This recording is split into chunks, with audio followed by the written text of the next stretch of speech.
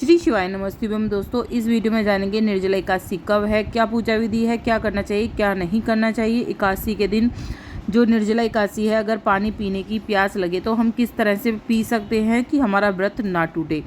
सभी चीज़ें, हर चीज़ बताऊंगी, कथा सुनाऊंगी निर्जला एकादशी की क्या है, हर चीज़ इस वीडियो में बताऊंगी आपको। वीडियो के लास्ट तक बने रहिएगा। अच्छी लगे तो लाइक सब्सक्राइब जरूर कर लीजिएगा, बाद में आप भूल जाते हैं। हर हर महादेव या जय श्री हरि जरूर लिखिएगा।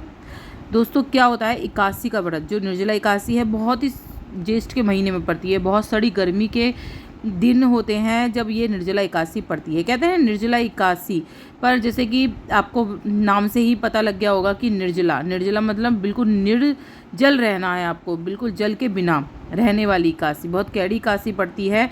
और आप कैसे पानी पी सकते हैं जो व्रत न टूटे, उसके बारे में बताऊंगी। कहते हैं इस एकादशी का बड़ा ही महत्व होता है। इस एकादशी पर दोस्तों जो पानी होता है उसका दान करना, जैसे कि घड़े ले आइए, घड़े के अंदर पानी डाल लीजिए, मीठा पानी कर लीजिए और उसके अंदर रूअफ़ज़ा डाल लीजिए और इस तरह से पानी भरकर आप घड़ा दान कर सकते हैं। रूअफ़ज़े की बोतल दान कर सकते हैं, प्याऊ लगवा सकते हैं। सबसे बड़ा दान जो होता है इसमें पानी का दान होता है। आप घड़े लिए आइए, घड़े में पानी भरकर थोड़ा सी चीनी डालकर, रूअफ़ज़ा डालकर आप दे सकते हैं, किसी को भी दे दीजिए गरीब को। और इस दिन आप कुछ भी दे सकते हैं, दूध दे सकते हैं, रूअफ़ज़े की बोतल दे सकते हैं। पानी का दान महादान बताया गया है। और देखा होगा आपने, हर जगह रूअफ़ज़े बांटा जाता है, तो यही पानी का दान सबसे महत्व रखता है। हिंदू धर्म में वैसे तो सभी एकादशियों का व्रत रखना बहुत ही शुभ है, लेकिन जो निर्जला एकादशी बहुत लाभकारी होती है। ज्येष्ठ मास की शुक्ल पक्ष में पड़ने वाली एकादशी को निर्जला एकादशी कहते हैं और इस दिन भगवान विष्णु की आराधना की जाती है। उनका आशीर्वाद पाने के लिए निर्जला यानी कि बिना पानी व्रत किए रखना पड़ता है। और धार्मिक मान्यता के अनुसार दोस्तों, यदि किसी साधक के साल भर कोई व्रत नहीं रखा हो, वह निर्जला एकादशी का व्रत रख ले तो इसे अन्य सभी व्रत का फल भी मिलता है। कब है निर्जला एकादशी, सभी चीज़ें इस वीडियो में ही बताऊंगी। और जैसा कि आपको पता ही होगा कि इसमें बिल्कुल पानी की एक बूंद भी नहीं पी जाती है। अगर पीना है तो उसके बारे में आपको बता देती हूँ किस तरह से पीना है। सबसे पहले जान लीजिए कि जब आपको प्यास लगे तो दोस्तों आपको ओम नमो नारायणाय मंत्र का 12 बार जाप करना है। इसके बाद चांदी का या पीतल का या मिट्टी धातु के पात्र में पानी में गंगा जल मिलाकर भर लेना है। इसके बाद आप घुटने या हाथों को जमीन पर रखकर पशुवत स्थिति जो होती है, जैसे पशु पीते हैं वैसे आप जल पिएंगे, तो इससे व्रत कभी भी निष्फल नहीं होता है। बस एक यही स्थिति है जिसमें अगर आप जल पीते हैं निर्जला एकादशी पर तो आपका व्रत खंडित नहीं होगा। पशुवत स्थिति आप जान गए होंगे, जैसे पशु होते हैं थोड़ा सा नीचे झुक के आप पी सकते हैं, ठीक है। और आपको हाथ वगैरह में नहीं पीना है, डायरेक्ट आपको जो जल रखा है उसको डायरेक्ट पीना है, हाथ नहीं लगाने हैं। अब जान लेते हैं दोस्तों क्या नहीं करना चाहिए। एकादशी के दिन बाल नहीं कटवाने चाहिए किसी को, जैसे कि नाखून भी नहीं कटवाने चाहिए। किसी और से झाड़ू लगवा सकते हैं, अपने आप आपको उस दिन सफाई नहीं करनी चाहिए, क्योंकि कहते हैं कि छोटे छोटे सूक्ष्म जीव जो होते हैं वो मर जाते हैं, उसका दोष हमें ही लगता है। एकादशी के दिन आपको बाल भी नहीं धोने चाहिए, एक दिन पहले ही आपको बाल धोने चाहिए। जो पत्र होते हैं, तुलसी पत्र या कोई भी पेड़ के पौधे के पत्र जो होते हैं, फूल होते हैं, वो भी आपको इस दिन नहीं तोड़ने चाहिए। और लेकिन जो व्रत रखा जाता है वो तुलसी के पत्र से ही रखा जाता है, इसलिए एक दिन पहले ही आपको वो तोड़कर रख लेने हैं। अगर नहीं रख पाए हैं तो नीचे गिरे हुए जो पत्र होते हैं, तुलसी के सूखे हुए पत्र भी आप ले सकते हैं। इस दिन दूसरों की बुराई नहीं करनी है। हो सके तो पेड़ की जो टहनी होती है, जो वो होती है, उसे एक दिन पहले तोड़ लाइए। जो नीम की होती है उससे ही दातुन करें। चावल का इस्तेमाल नहीं होता है एकादशी पर, चावल की जगह आप तिल का उपयोग कर सकते हैं। विष्णु भगवान की पूजा में जो होता है वो चावलों का प्रयोग नहीं किया जाता है। और मांस, मदिरा, लहसुन, प्याज आप भूल कर भी इस दिन अपने घर में ना बनाएं। तुलसी दल से ही विष्णु भगवान की पूजा करनी है आपको। और दोस्तों अब जान लेते हैं कि क्या कहानी है इसके पीछे, क्यों करा जाता है और क्या फल मिलता है निर्जला एकादशी का। दोस्तों अब सुनते हैं निर्जला एकादशी की कथा। कहते हैं निर्जला एकादशी या कोई भी कथा जो होती है उससे सुनने से हमें बहुत ज़्यादा पुण्य की प्राप्ति होती है। जैसे आपने देखा होगा करवा चौथ पर हम कहानी सुनते हैं तो इसका विशेष फल होता है कहानी सुनने का। कहानी सुनने से सौभाग्य की प्राप्ति होती है, सुख संपत्ति घर में आती है। जैसे सत्यनारायण व्रत कथा हुई, कोई भी कथा होती है वो ज़रूर सुननी चाहिए। और अब सुनते हैं निर्जला एकादशी की कथा। दोस्तों भीमसेन जो थे व्यास जी से कहने लगे, हे पितामह, भ्राता युधिष्ठिर, माता कुंती, द्रौपदी, अर्जुन, नकुल और सहदेव आदि सब एकादशी का व्रत करने को कहते हैं, परंतु महाराज मैं उनसे कहता हूँ कि भाई मैं भगवान की शक्ति पूजा आदि तो कर सकता हूँ, दान भी दे सकता हूँ, परंतु भोजन के बिना नहीं रह सकता। इस पर व्यास जी कहने लगे, हे भीमसेन, यदि तुम नरक को बुरा और स्वर्ग को अच्छा समझते हो तो प्रति मास की दोनों एकादशियों को अन्न मत खाया करो। भीम कहने लगे, हे पितामह, मैं तो पहले ही कह चुका हूँ कि मैं भूख सहन नहीं कर सकता। यदि वर्ष भर में कोई एक ही व्रत हो तो वह मैं रख सकता हूँ, क्योंकि मेरे पेट में वक्र का नाम वाली अग्नि है जो मैं भोजन किए बिना नहीं रह सकता।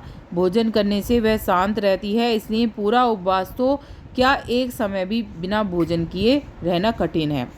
अतः आप मुझे कोई ऐसा व्रत बताइए जो वर्ष में केवल एक ही बार करना पड़े और मुझे स्वर्ग की प्राप्ति हो जाए। श्री व्यास जी कहने लगे, हे पुत्र, बड़े बड़े ऋषियों ने बहुत शास्त्र आदि बनाए हैं जिनसे बिना धन के थोड़े परिश्रम से ही स्वर्ग की प्राप्ति हो सकती है। इस प्रकार शास्त्रों में दोनों पक्षों की एकादशियों का व्रत मुक्ति के लिए रखा जाता है। व्यास जी के वचन सुनकर भीमसेन नरक में जाने के नाम से भयभीत हो गए और कांपकर कहने लगे कि अब क्या करूं?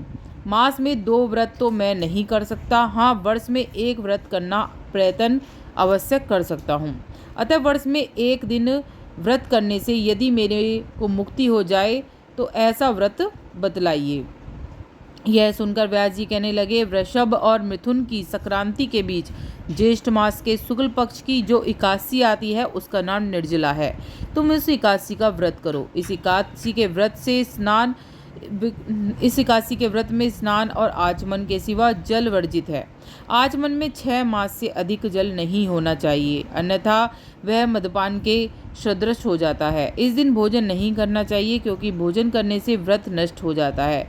यदि एकादशी को सूर्योदय से लेकर द्वादशी के सूर्योदय तक जल ग्रहण न करें तो उसे सारी एकादशियों का व्रत का फल प्राप्त होता है। द्वादशी को सूर्योदय से पहले उठकर स्नान आदि करके ब्राह्मणों का दान आदि देना चाहिए। इसके पश्चात भूखे और सत्पात्र ब्राह्मण को भोजन कराकर फिर आप भोजन कर लेना चाहिए। उसका फल पूरे 1 वर्ष की संपूर्ण एकादशियों के बराबर होता है। व्यास जी कहने लगे, हे भीमसेन, यह मुझको स्वयं भगवान ने बताया है। इस एकादशी का पुण्य समस्त तीर्थों और दानों से अधिक है। केवल 1 दिन मनुष्य निर्जल रहने से पापों से मुक्त हो जाता है। जो मनुष्य निर्जला एकादशी का व्रत करते हैं उनकी मृत्यु के समय यमदूत आकर नहीं घेरते, वरन भगवान के पार्षद उसे पुष्पक विमान पर बैठाकर स्वर्ग को ले जाते हैं। अतः संसार में सबसे श्रेष्ठ निर्जला एकादशी का व्रत है, इसलिए यत्न के साथ इस व्रत को करना चाहिए और उस दिन ओम नमो भगवते वासुदेवाय मंत्र का उच्चारण करना चाहिए और गोदान का फल मिलता है। इस प्रकार व्यास जी की आज्ञा अनुसार भीमसेन ने इस व्रत को किया, इसलिए इस एकादशी को भीमसेनी पांडव एकादशी भी कहा जाता है। निर्जला व्रत करने से पहले भगवान से प्रार्थना करें कि हे भगवान, आज मैं निर्जला एकादशी का व्रत कर रहा हूँ, दूसरे दिन भोजन करूँगा, मैं इस व्रत को श्रद्धापूर्वक करूँगा, अतः आपकी कृपा से मेरे सब पाप नष्ट हो जाए। इस दिन जल से भरा हुआ 1 घड़ा वस्त्र में ढककर स्वर्ण सहित दान कर देना चाहिए। जो मनुष्य इस व्रत को करते हैं उनको करोड़ फल सोने का दान का फल मिलता है, और जो इस दिन यज्ञ आदि करते हैं उनका फल तो वर्णन ही नहीं किया जा सकता। इस एकादशी के व्रत से मनुष्य विष्णु लोक को प्राप्त होता है। जो मनुष्य इस दिन अन्न खाते हैं वे चंडाल के समान होते हैं, वे अंत में नरक हो जाते हैं। जिसने निर्जला एकादशी का व्रत किया है वह चाहे ब्रह्म हत्यारा हो, मदपान करता हो, चोरी करता हो, गुरु के साथ द्वेष किया हो, मगर इस व्रत के प्रभाव से स्वर्ग को जाता है। हे कुंती पुत्र, जो पुरुष या स्त्री श्रद्धापूर्वक इस व्रत को करते हैं उन्हें अर्घ लिखित कर्म करने चाहिए। प्रथम भगवान का पूजन करना चाहिए, फिर गोदान करना चाहिए, ब्राह्मणों को मिष्ठान दक्षिणा देनी चाहिए, जल से भरे कलश का दान करना चाहिए। निर्जला के दिन अन्न, वस्त्र, उपाहन, जूती आदि दान भी करना चाहिए। जो मनुष्य भक्तिपूर्वक इस कथा को सुनते हैं वो निश्चय ही स्वर्ग को जाते हैं। बोल सत्यनारायण भगवान की जय, विष्णु भगवान की जय, वो लक्ष्मी माता की जय। सर्व जी के मंगल हो। दोस्तों, इस दिन निर्जला एकादशी पर जैसे आपने कहानी में सुना कि इस दिन घड़ा दान करना सबसे शुभ माना जाता है। जो इस दिन घड़ा दान करता है, जल से भरा, उसके घर में कभी विपत्ति नहीं आती है, हमेशा सुख समृद्धि रहती है। और सबसे बड़ा दान माना गया है जल से भरा दान। जल का दान करिए, ये सबसे बड़ा दान माना गया है। निर्जला एकादशी जो दो बताऊंगी, 2024 और 2025 दोनों की बताऊंगी। सबसे पहले जान लेते हैं 2024 में कब पड़ रही है। 2024 में निर्जला एकादशी 18 जून को रखी जाएगी और जिसका पारण आपको करना होगा 19 जून को। 19 जून को 2 घंटे की अवधि है पारण करने की, 6:15 से 8:10 तक की। इसके बाद जान लेते हैं 2025 में। 2025 में 6 जून 2025 फ्राइडे की पड़ेगी और वो जो है 2024 में वो शनिवार की पड़ेगी। बस इतना ही। वीडियो पे लगे तो लाइक सब्सक्राइब जरूर करें।